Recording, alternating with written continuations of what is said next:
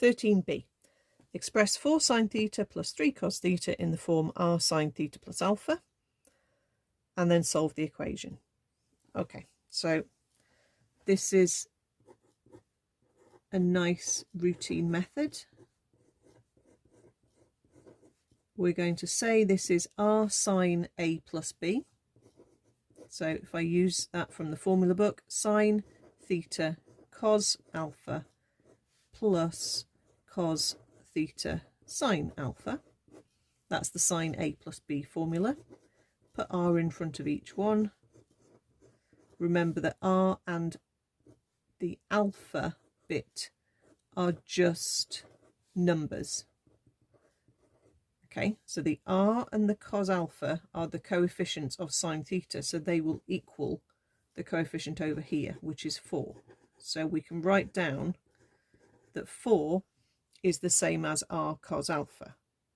So we're basically pairing up these two terms here. And then we can pair up the other terms, the cos theta terms, to give us 3 is the coefficient of cos theta, which is r sine alpha. Divide the sine by the cos.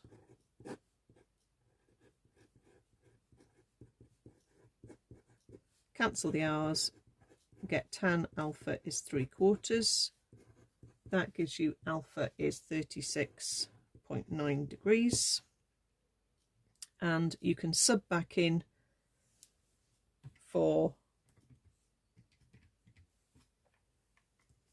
r, or you can use the little Pythagoras trick.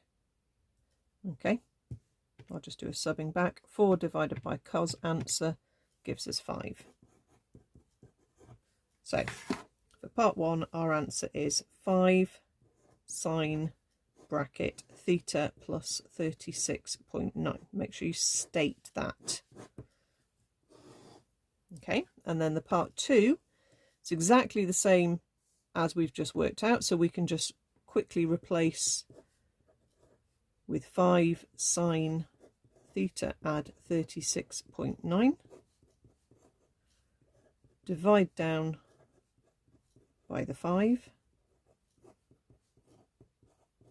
and then we can use our calculator again. Shift sign 0.4 gives me 23.6, or 180 minus answer for sine 156.4. Now I need to hop the 36.9 across, so I will end up subtracting 36.9. So the second solution's fine because it goes to 119.5, but you can see when I subtract 36.9 from 23.6, I'm going to get minus 13.3.